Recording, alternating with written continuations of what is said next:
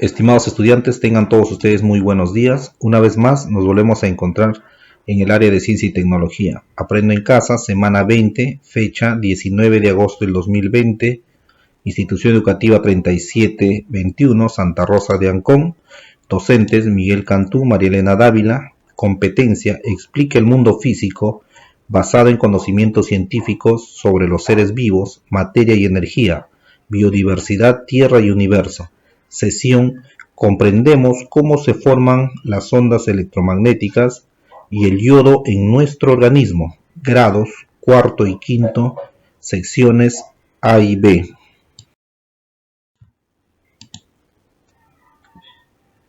Comprendemos cómo se forman las ondas electromagnéticas y el yodo en nuestro organismo.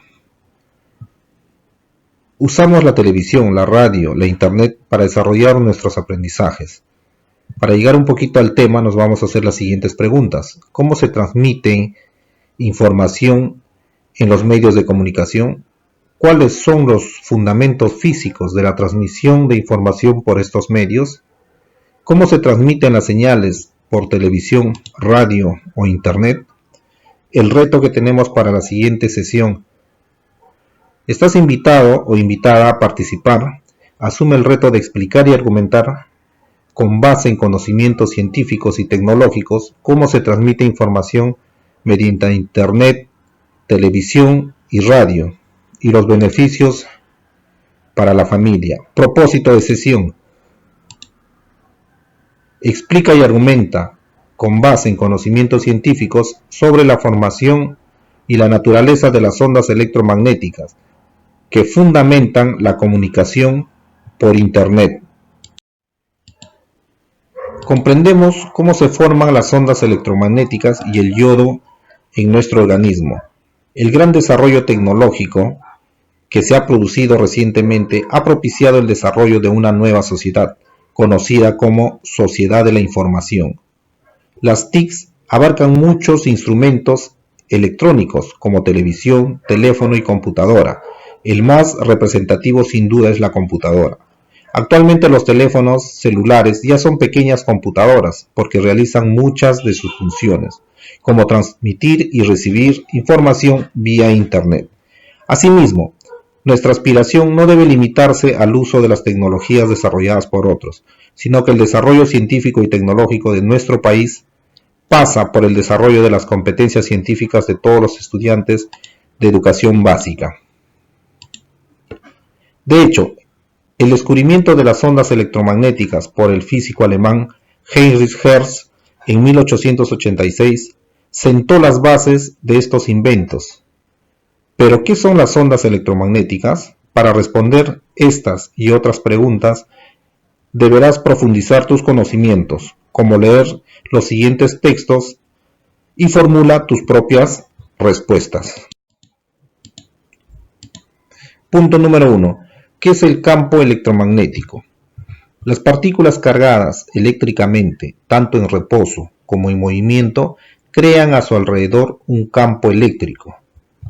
Las líneas de intensidad de este campo empiezan en la carga positiva y terminan en la carga negativa.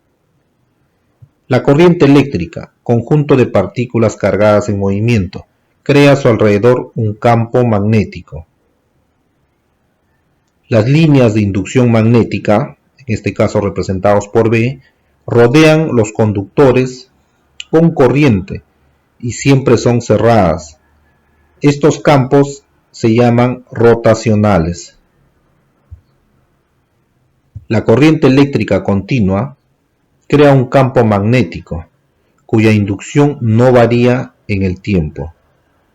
El campo magnético alternativo genera un campo eléctrico, cuyas líneas de intensidad son cerradas. Así, el campo eléctrico puede ser creado no solo por las cargas eléctricas, sino también por un campo magnético variable. Cuando la inducción magnética B varía en el tiempo, se produce un campo eléctrico E, cuyas líneas de intensidad envuelven las líneas de inducción magnética, como tenemos aquí en la figura número 3. tenemos en la figura número 3, ¿no? La inducción magnética B, que van hacia arriba de líneas rojas, y el campo eléctrico generado, ¿no? Que están alrededor en círculo. Cuanto más rápidamente cambia la inducción magnética, tanto mayor es la intensidad del campo eléctrico. ¿Qué quiere decir? Que las líneas B, inducción magnética, van a cambiar de más a menos, entonces también va a ser mayor la intensidad del campo eléctrico. De acuerdo a la ley de Lenz, cuando la inducción magnética crece, y ese crecimiento se representa por la fórmula, donde dice variación de la inducción magnética sobre variación del tiempo es mayor a 1. Esto nos quiere decir que si es mayor que 0, puede estar representado de 1 a más. Siguiendo, el sentido de la intensidad E del campo eléctrico forma un tornillo levógiro con el sentido del vector B, ¿no? Y esto también se puede ver en la figura número 3. El sentido de la intensidad de la corriente, que es el campo eléctrico, va a formar un tornillo levógiro. ¿Pero qué nos quiere decir levógiro? Que va a ser en sentido contrario, va a ser en sentido opuesto a la inducción magnética B. Por eso me dice acá, con el sentido del vector B. Esto significa que si un tornillo roscado a la izquierda se hace girar en el sentido de la intensidad del campo eléctrico, el movimiento del avance del tornillo coincidirá con el sentido de la inducción magnética. ¿A qué se refiere? Que si yo tengo, como en la figura 3, la inducción magnética en un sentido, y eso me va a generar un campo eléctrico también en un sentido determinado, que si yo invierto los movimientos, el sentido del campo eléctrico E se va a invertir en el otro sentido, y por eso me dice que va a poder ser igual al sentido de la inducción magnética.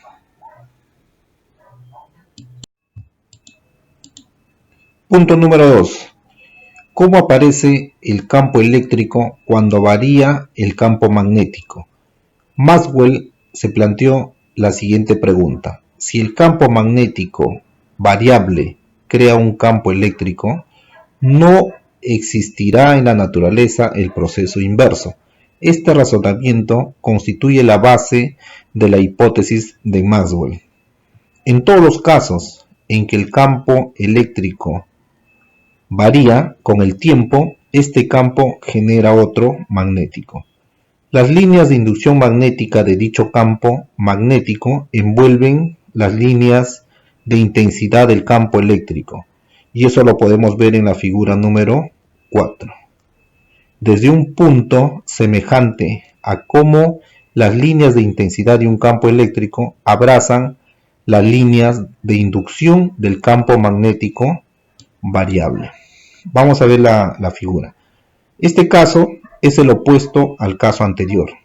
Aquí tenemos el campo eléctrico se dirige hacia arriba de flecha azul, y el campo magnético está en círculo y alrededor. Entonces, esto es el proceso inverso, ¿no? Y acá tenemos en la fórmula donde dice variación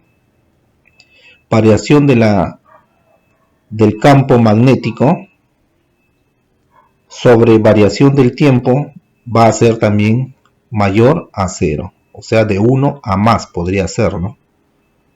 Entonces, una vez más, la hipótesis de Maxwell, ¿no? ¿Y qué cosa nos dijo él? En todos los casos en que el campo eléctrico varía con el tiempo, este campo genera otro magnético. Las líneas de inducción magnética de dicho campo magnético envuelven las líneas de intensidad del campo eléctrico, como lo hemos podido ver en la figura número 4.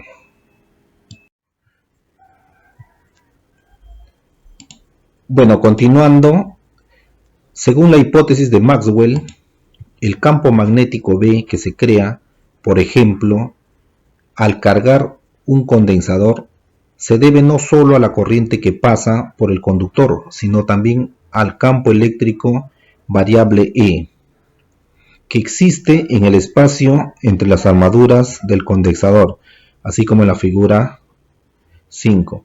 Tenemos acá un circuito eléctrico de forma rectangular.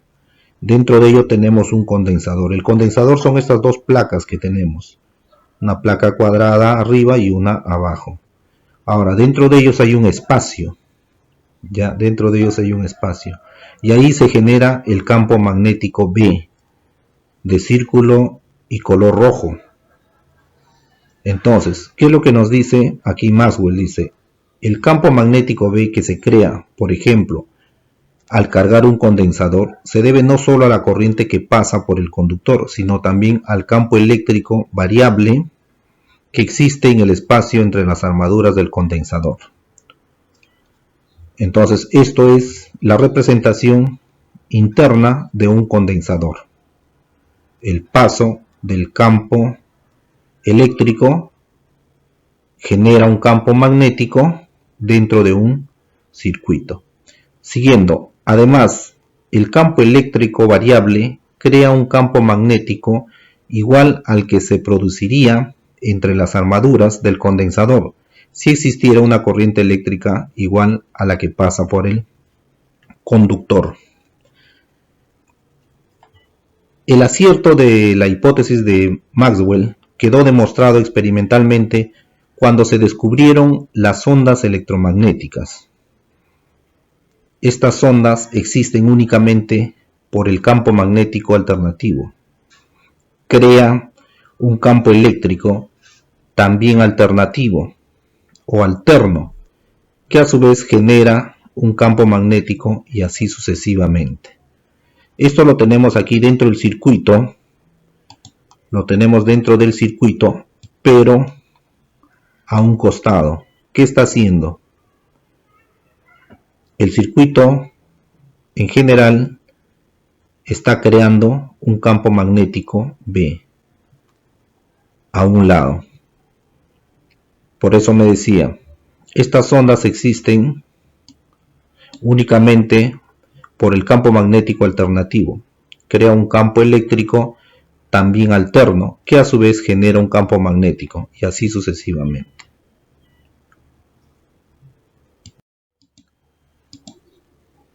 Punto número 3. ¿Qué es el campo electromagnético? Una vez descubierta la interacción entre los campos eléctricos y magnéticos, quedó claro que estos campos no existen separados ni independientes unos de otros. Así, una carga en reposo solamente crea un campo eléctrico, según la figura número 6. Nos vamos un ratito a la figura número 6 y figura número 7. Vamos a observar la figura número 6. Tenemos una patineta, una persona que está en la patineta y está observando los campos. En la figura número 7 tenemos la patineta, la persona está debajo o fuera de la patineta y dentro de ello también tenemos los campos que se pueden observar. Entonces, volviendo al enunciado, así una carga en reposo solamente crea un campo eléctrico, como en la figura número 6.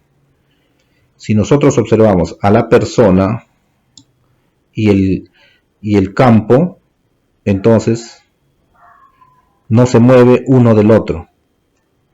Por eso me dice, así una carga en reposo solamente crea un campo eléctrico. Los dos no se mueven, no se separan. Seguimos. pero dicha carga solo está en reposo con respecto a un sistema de referencia. Con respecto a otro sistema de referencia estará en movimiento y por consiguiente creará un campo magnético, como en la figura 7. Nos vamos a la figura número 7. Tenemos aquí a la persona que está debajo de la patineta.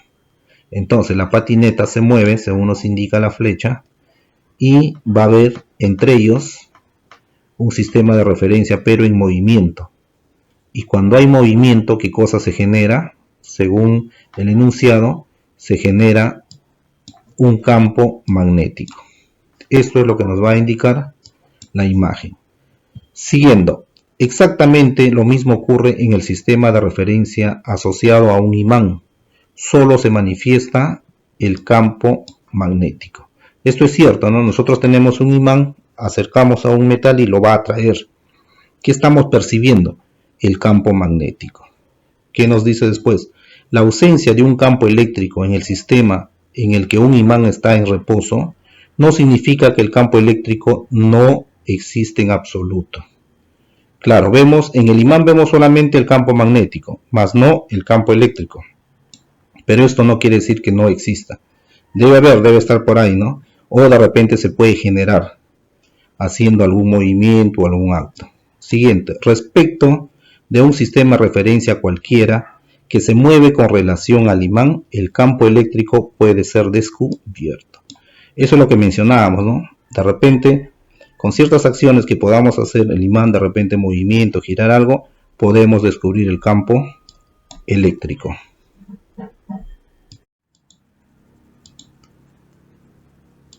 Punto número 4. ¿Cómo se transmiten las interacciones electromagnéticas? Las leyes fundamentales de la naturaleza, entre ellas electromagnetismo, descubiertas por Maxwell, es esta la consecuencia de que la interacción electromagnética se propaga con velocidad finita. Según la teoría de la acción a distancia, la fuerza de Coulomb que actúa sobre una carga eléctrica cambia inmediatamente si la carga vecina se desplaza de su sitio. La acción se transmite inmediatamente desde el punto de vista de la acción a distancia. No puede ocurrir de otra forma, puesto que una carga siente directamente la presencia de la otra a través del vacío. Siguiendo, según la teoría de la acción próxima, la cuestión se plantea de un modo completamente distinto y más complejo. La traslación de la carga hace que varíe el campo eléctrico junto a ella. Este campo eléctrico variable genera un campo magnético también variable en las zonas contiguas del espacio. El campo magnético variable crea a su vez un campo eléctrico variable y así sucesivamente. Pasamos a lo que es la salpicadura. Salpicadura del campo electromagnético que propagándose abarca cada vez más zonas del espacio circundante, reconstruyendo por el camino el campo que existía antes de que la carga se desplace. Vamos a pasar a ver el gráfico, la figura número 8, donde nos va a resumir todo lo que hemos dado lectura. Transición de la interacción en el campo o los campos magnéticos. Yo tengo acá la generación de un campo magnético B1 y al lado derecho también otro campo magnético y campo eléctrico. ¿Qué es lo que pasa?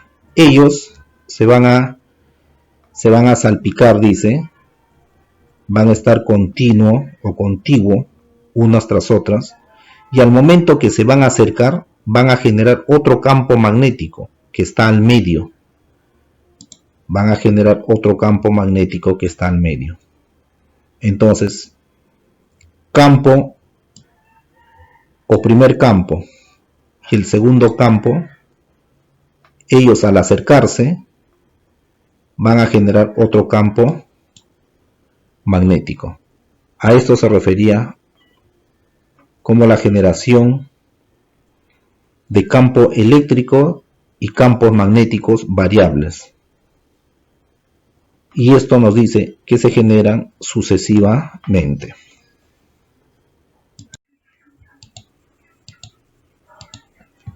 Punto número 5.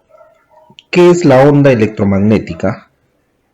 Las cargas se mueven de un modo semejante a cómo lo hace un cuerpo suspendido por un muelle. El campo eléctrico, en la proximidad inmediata a la carga, empieza a variar periódicamente. Evidentemente, el periodo de estas variaciones será igual al periodo de las oscilaciones de la carga. En el espacio que rodea la carga, que abarca cada vez más regiones, se produce un sistema de campo eléctrico y magnéticos perpendiculares entre sí, que varían periódicamente. Como tenemos en la figura número 9, ¿no? Estamos viendo ahí los vectores que indican campo eléctrico hacia arriba. Tenemos el campo magnético B y cómo están oscilando las ondas electromagnéticas y las ondas del campo eléctrico. Aquí tenemos la longitud de onda, por aquí campo magnético, el campo eléctrico de color azul y la dirección de propagación. Seguimos. En la figura 9 se muestra la fotografía instantánea de este sistema de campos. Las oscilaciones de los vectores del campo eléctrico y el campo magnético en un punto cualquiera coinciden en fase. La distancia entre dos puntos inmediatos en los cuales las oscilaciones se cumplen en fases iguales es la longitud de onda.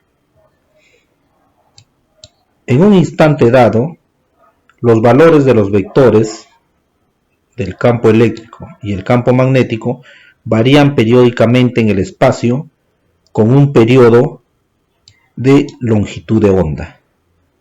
¿Qué quiere decir con un periodo de longitud de onda? Que se van a repetir el campo eléctrico y el campo magnético en un espacio de la longitud de onda.